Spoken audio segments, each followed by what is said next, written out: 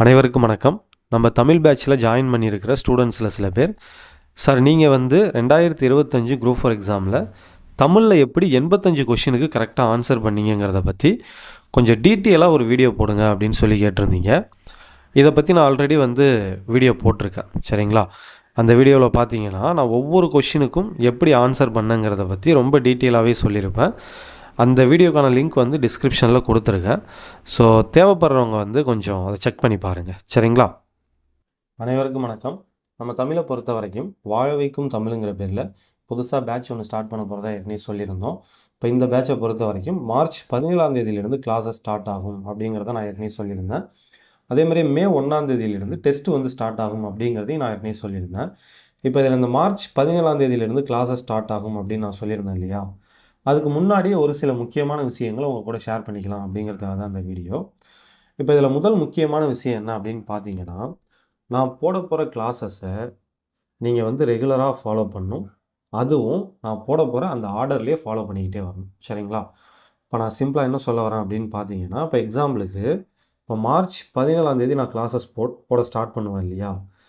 இப்போ ஒருவேளை ஏதோ ஒரு சுச்சுவேஷனால், ஏதோ ஒரு தவிர்க்க முடியாத சூழ்நிலையால் 17ஆம் தேதி அதுக்கப்புறம் 18ஆம் தேதி நான் போடுற வீடியோஸை உங்களால் பார்க்க முடியலன்னு வச்சுக்கலாம், சரிங்களா? இப்போ 19ஆம் தேதி தான் உங்களுக்கு டைம் கிடைக்கிதுன்னு வச்சுக்கலாம், சரிங்களா?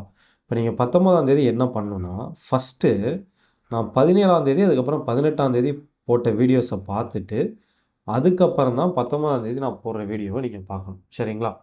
ஸோ அதாவது நான் எந்த ஆர்டரில் போடுறேனோ அதே ஆர்டரில் எந்த ஒரு வீடியோவையும் மிஸ் பண்ணாமல் நீங்கள் பார்க்கணும். இது ரொம்ப ரொம்ப முக்கியம். எதுக்காக இப்படி நான் சொல்கிறேன் அப்படின்னா, இப்போ நான் ஃபஸ்ட் கிளாஸில் சொல்கிற ஒரு விஷயம் பார்த்தீங்கன்னா, நமக்கு 4th கிளாஸ் அப்படி இல்லைனா 5th கிளாஸில் யூஸ் ஆகும், சரிங்களா? அதாவது ஒவ்வொரு கிளாஸுக்கும் இடையில கொஞ்சம் இன்டர்லிங்க் இருக்கும், சரிங்களா? இப்போ நான் ஃபஸ்ட் கிளாஸில் ஒரு விஷயம் சொல்லியிருப்பேன். அந்த விஷயம் பார்த்தீங்கன்னா, நம்ம பார்க்க போகிற ஒரு 5வது கிளாஸ்லேயோ 6வது கிளாஸ்லேயோ நமக்கு யூஸ் ஆகும். அப்போ நீங்கள் ஃபஸ்ட் கிளாஸ் பார்த்துருந்தா தான் இந்த 5வது கிளாஸ் அப்படி இல்லைனா 6வது கிளாஸ் வந்து உங்களுக்கு புரியும், சரிங்களா? ஸோ அதனால தான் நான் போடுற வீடியோவை மிஸ் பண்ணிட்டீங்கன்னா, சரிங்களா? ஒரு சில நாள் ஏதாவது மிஸ் பண்ணிட்டீங்கன்னா, ஃபஸ்ட்டு நீங்கள் மிஸ் பண்ணதை பார்த்துட்டு அதுக்கப்புறம் கரண்ட்டில் உள்ளதை ஃபாலோ பண்ணுங்கள், சரிங்களா? ஸோ அப்போ ஃபஸ்ட்டு விஷயம் என்ன அப்படின்னு பார்த்தீங்கன்னா, ஆர்டர், சரிங்களா? நான் எந்த வரிசையில் வீடியோ போடுறேனோ அதே வரிசையில் பாருங்கள். எந்த ஒரு வீடியோவையும் மிஸ் பண்ணிடாதீங்க, சரிங்களா? ஸோ மிஸ் பண்ணீங்கன்னா நான் சொல்கிறது உங்களுக்கு புரியாமல் போயிடும், சரிங்களா? ஸோ அதுக்காக தான். அடுத்த முக்கியமான விஷயம் என்ன அப்படின்னு பார்த்தீங்கன்னா, இப்போ நான் எடுக்க போகிற ஒரு சில டாபிக் பார்த்தீங்கன்னா டைரெக்டாக சிலபஸில் இருக்காது. இப்போ உதாரணத்துக்கு வினைத்தொகை பற்றி நான் உங்களுக்கு டீச் பண்ணுவேன், சரிங்களா? வினைத்தொகை பற்றி கிளாஸ் எடுப்பேன். அதே மாதிரியே பண்புத்தொகை பற்றியும் கிளாஸ் எடுப்பேன். அப்புறம் உரிச்சொற்றொடர் பற்றி எடுப்பேன். இதெல்லாம் எக்ஸாம்பிளுக்கு தான் சொல்கிறேன். இதெல்லாம் வந்து நான் உங்களுக்கு கிளாஸ் எடுப்பேன். இப்போ இதில் எதுவுமே பார்த்தீங்கன்னா சிலபஸில் டைரெக்டாக நமக்கு கவர் ஆகாது, சரிங்களா? நீங்கள் சிலபஸ் எடுத்து பார்த்தீங்கன்னா இதெல்லாம் இருக்காது.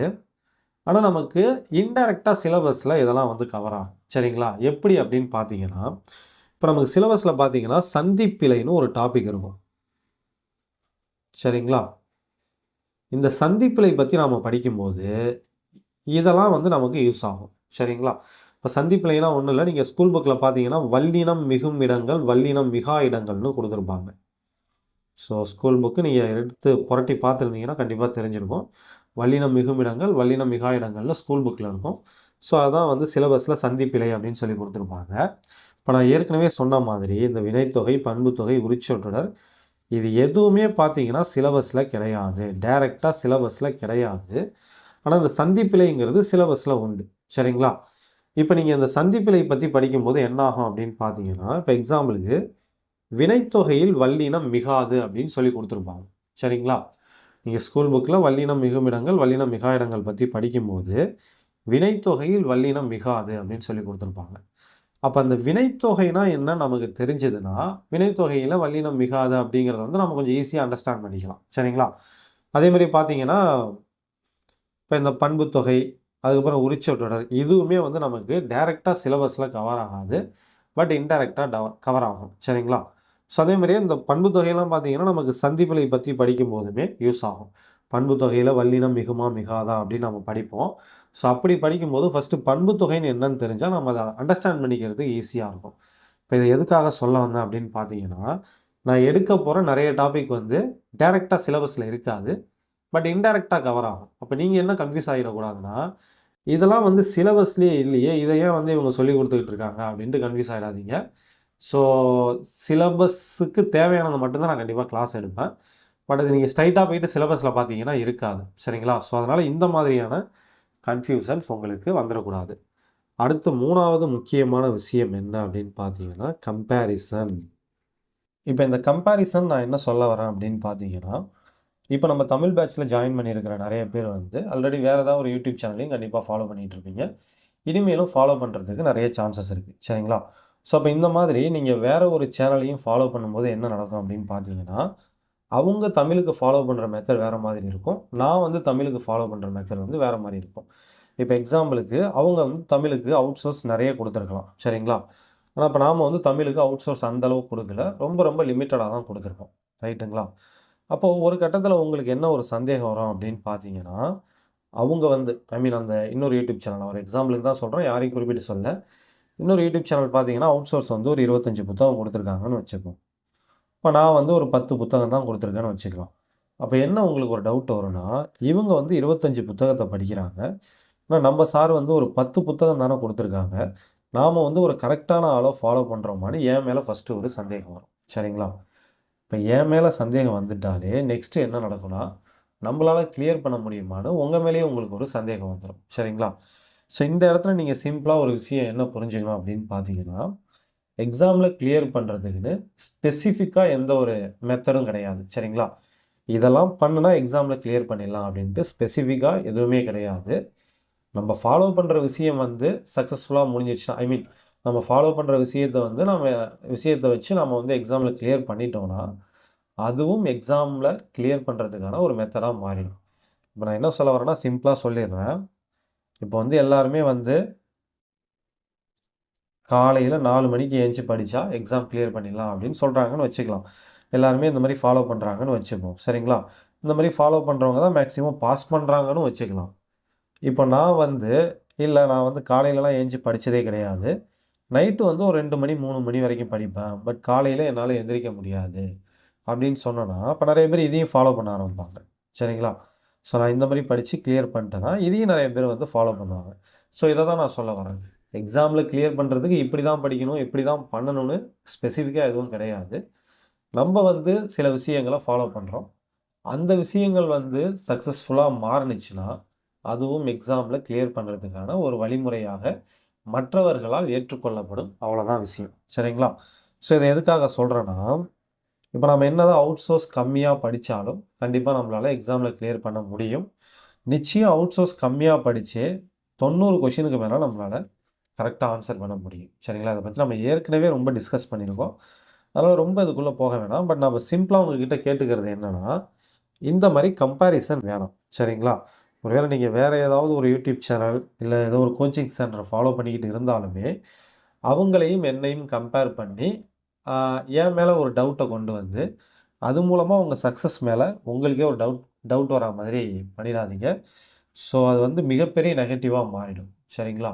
ஸோ சிம்பிளாக நான் திரும்பவும் சொல்லிடுறேன். திரும்ப திரும்ப சொல்கிறேன்னு தப்பாக நினச்சிக்காதீங்க. ஆனால் முக்கியமான விஷயம் இதுதான். எக்ஸாமில் கிளியர் பண்ணுறதுக்கு எதெல்லாம் பண்ணணும், இத்தனை புத்தகம் படிக்கணும் அப்படின்லாம் எதுவும் கிடையாது. நம்ம ஃபாலோ பண்ணுற மெத்தட் கரெக்டாக இருந்தால் போதும். சரிங்களா? நம்ம மெத்தடில் நமக்கு நம்பிக்கை இருக்கணும். அதில் உள்ள கரெக்டாக இருந்தால் போதும்.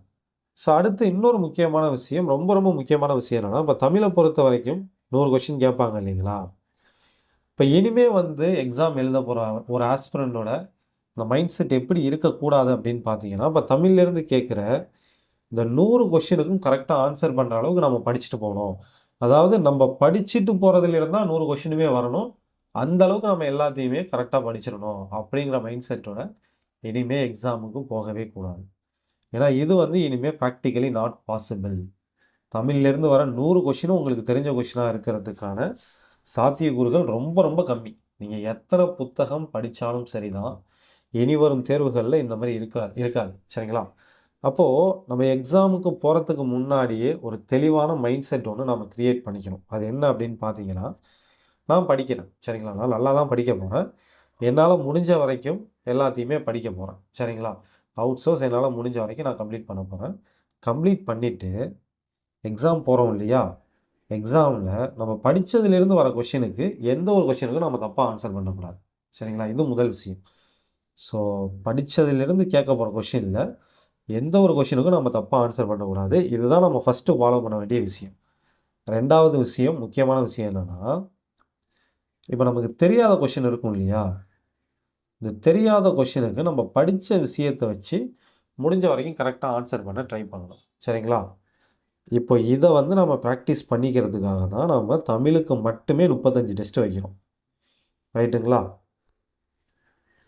ஸோ இந்த ப்ராக்டிஸை உங்களுக்கு கொண்டு வரணும் அப்படிங்கிறதுக்காக தான் தமிழுக்கு மட்டும் நான் 35 டெஸ்ட் வைக்கிறேன் அப்படிங்கிற மாதிரி சொல்லியிருந்தேன். ஸோ இனி வரும் தேர்வுகளில் நீங்கள் எக்ஸாமில் கிளியர் பண்ணணுன்னா கண்டிப்பாக இந்த ஒரு டேலண்ட்டை நீங்கள் இம்ப்ரூவ் பண்ணிக்கணும். சரிங்களா? ஏன்னா இனிமேல் நீங்கள் எப்படி படிச்சுட்டு போனாலும் நமக்கு தெரியாத ஒரு 20 கொஷின் 30 கொஷின் கண்டிப்பாக கொஷின் பேப்பரில் இருக்கும். சரிங்களா? இப்போ நான் சிம்பிளாக சொல்லிடுறேன். இப்போ நீங்கள் ஓரளவுக்கு நல்லா படிக்கிறீங்கன்னு வச்சுங்களேன். ஓரளவுக்கு நல்லா படிக்கிற எல்லாருக்குமே ஒரு 70 கொஷின் வரைக்கும் கண்டிப்பாக நல்லாவே தெரிஞ்சிருக்கும். 70 கொஷின் வரைக்கும் அவங்க கஷ்டப்படாமல் ஆன்சர் பண்ணுவாங்க. அடுத்த 30 கொஷின் இருக்குது இல்லையா? இந்த 30 கொஷினுக்கு யார் நல்லா பண்ணுறாங்களோ அவங்களுக்கு தான் வேலை கிடைக்கும். அவங்களால தான் எக்ஸாம் கிளியர் பண்ண முடியும். அப்போ நம்மளுடைய டார்கெட் பார்த்தீங்கன்னா இந்த 30 கொஷின் தான். இதில் என்ன இன்னொரு முக்கியமான விஷயம்னா, ஒரு 30 கொஷின் இல்லைனா கூட ஒரு 20 கொஷின் வச்சுங்க. இந்த 20 கொஷின் வந்து கண்டிப்பாக வந்து நம்ம எதிர்பார்க்காத கொஷினாக தான் இருக்கும். அப்போ இந்த மாதிரி எதிர்பார்க்காத கொஷினை நம்ம எப்படி ஹேண்டில் பண்ண போகிறோம் அப்படிங்கிறதுல தான் நம்ம சக்ஸஸ் இருக்குது. இதை நம்ம கரெக்டாக பண்ணுறதுக்காக தான் நம்ம என்ன பண்ண போகிறோம்னா 35 டெஸ்ட் எழுத போகிறோம். சரிங்களா? ஸோ நம்ம டெஸ்ட் கொஷின் பற்றி ஆல்ரெடி ஓவரால் பேட்சில் இருக்கிறவங்களுக்கு நல்லாவே தெரியும். சரிங்களா? நம்ம டெஸ்ட் கொஷின் வந்து ஏனோ தானோன்னு இருக்காது. ஆல்மோஸ்ட் ஒரு டிஎன்பிஎஸ்சி எக்ஸாம் எழுதின ஃபீல் வந்து கண்டிப்பாக உங்களுக்கு இருக்கும். சரிங்களா? நான் ஸ்கூல் புக்லேருந்து கொஷின் எடுத்தாலுமே அதில் எந்த அளவுக்கு ட்விஸ்ட் வச்சு எடுக்கலாம் அப்படிங்கிற மாதிரி தான் எடுப்பேன். ஸோ ஏனோ தானோன்னு கொஷின் எடுக்கிற பழக்கம் எனக்கு கிடையாது. ஏன்னா எனக்கு அது பிடிக்கல. ஒரு டெஸ்ட் நீங்கள் எழுதுனீங்கன்னா அது வந்து உங்களுக்கு எந்த அளவுக்கு சவாலாக இருக்கணுமோ அந்த அளவுக்கு சவாலாக இருக்கணும். அப்போ தான் டிஎன்பிஎஸ்சி எக்ஸாமை பார்த்து நீங்கள் பயப்பட மாட்டீங்க. ரைட்டுங்களா? ஸோ இப்போ இதெல்லாம் தான் வந்து நீங்கள் ரொம்ப முக்கியமாக ஃபாலோ பண்ண வேண்டிய விஷயங்கள். முதல் விஷயம், போடுற வீடியோஸை ஆர்டராக பாருங்கள். சப்போஸ் இடையில ஏதாவது ஒரு வீடியோ மிஸ் பண்ணிங்கன்னா அதை பார்த்துட்டு அதுக்கப்புறம் அடுத்த வீடியோவை கண்டினியூ பண்ணுங்கள். எந்த ஒரு வீடியோவையும் ஸ்கிப் பண்ணாதீங்க. முக்கியமாக ஃப்ரெஷர்ஸ் வந்து எந்த ஒரு வீடியோவையும் மிஸ் பண்ணாதீங்க. சரிங்களா? ஸோ அடுத்தது நான் எடுக்க போகிற சில டாபிக் பார்த்தீங்கன்னா சிலபஸில் இல்லாத மாதிரி தோணும். பட் அது நமக்கு சிலபஸில் டைரெக்டாக இருக்காது. ஆனால் இன்டைரக்டாக நமக்கு யூஸ் ஆகும். சரிங்களா? ஸோ அடுத்தது வந்து நான் ஏற்கனவே சொன்ன மாதிரி யாரு கூடயும் கம்பேர் பண்ணிக்காதீங்க. உங்களையும் சரி என்னையும் சரி யாரு கூடயும் கம்பேர் பண்ண வேணாம். அடுத்தது வந்து இதுதான்.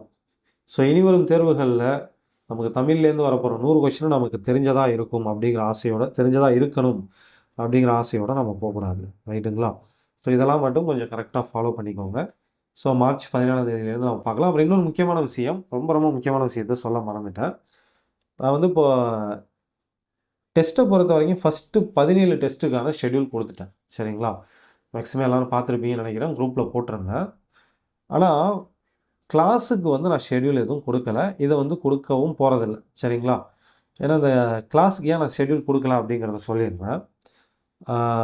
வீக்லி வந்து மினிமம் 3 கிளாஸஸ் இருக்கும். சரிங்களா? தமிழுக்கு ஒரு வாரத்தில் மினிமம் வந்து 3 வகுப்புகள் இருக்கும். இது மினிமம். இதை தாண்டி கூட போகலாம். ஒரு 4, 5 கிளாஸ் கூட வீக்லி இருக்கலாம். அது நம்ம எடுத்துக்க போகிற டாப்பிக்கை பொறுத்து இருக்குது. சரிங்களா? ஸோ அதே மாதிரி இன்னொரு முக்கியமான விஷயம் என்னென்னா, இப்போ நான் ஒரு டாபிக் எடுத்துக்கிட்டு இருக்கும்போதே அதுலேருந்து அப்படியே ஜம்ப் ஆகி அடுத்த டாபிக் போயிடுவேன். இப்போ உதாரணத்துக்கு ரொம்ப சிம்பிளாக இப்போ சொல்லிடுறேன். இப்போ வினைத்தொகை பற்றி நடத்துகிறேன்னு வச்சுங்களேன். வினைத்தொகையை பற்றி பார்த்துட்டு அப்படியே அதில் இந்த சந்திப்பிழையை பற்றியும் பார்த்துருவோம். வினைத்தொகையை முடிச்சுட்டு இந்த வினைத்தொகையில் வல்லினம் மிகுமா மிகாதா அப்படிங்கிறத சேர்த்து சொல்லிடுவேன். ஸோ அதே மாதிரியே ஒரு டாபிக் எடுக்கும்போதே அதோட சம்மந்தப்பட்ட இன்னொரு டாப்பிக்கையும் நான் சேர்த்து எடுத்துருவேன். ஸோ அதனால தான் வந்து நான் ஷெட்யூல் கொடுக்கல. சரிங்களா? அப்போ என்னால் கரெக்டாக ஒரு ஷெட்யூலை வந்து அதுக்கு மேக் பண்ண முடியாது. ஏன்னா ஒரு டாபிக் எடுக்கும்போது அதோட இன்டர்லிங்காக இருக்குது, இன்னொரு டாபிக் அப்படியே சேர்த்து முடிச்சிடுவேன். ஸோ அதை வந்து கரெக்டாக என்னால் ஷெட்யூலில் கொண்டு வர முடியாது. அதனால தான் ஷெட்யூல் கொடுக்கல. பட் நீங்கள் இப்படி மட்டும் ஞாபகம் வச்சுங்க. வீக்லி மினிமம் 3 கிளாஸஸ் இருக்கும். மினிமம். ஸோ நம்ம பார்க்க போகிற டாப்பிக்கை பொறுத்து 4, 5 கிளாஸ் கூட இருக்கலாம். அதே மாதிரியே கிளாஸஸ் வந்து ரெக்கார்டட் கிளாஸ் தான் உங்களுக்கு வரப்போகுது. மேக்ஸிமம் பார்த்தீங்கன்னா நைட்டு 7 to 9க்குள்ளே உங்களுக்கு வீடியோ வந்து நான் அப்லோட் பண்ணிடுவேன். சரிங்களா? ஏன்னா இது வந்து என்னுடைய நெட்வொர்க் இஷ்யூவால். என்னுடைய நெட்வொர்க் பார்த்தீங்கன்னா சில நேரத்தில் ஸ்பீடாக இருக்குது, சில நேரத்தில் ரொம்ப ஸ்லோவாகிடுது. ஸோ அதனால் கரெக்டாக ஒரு டைம் வச்சு என்னால் பண்ண முடியல.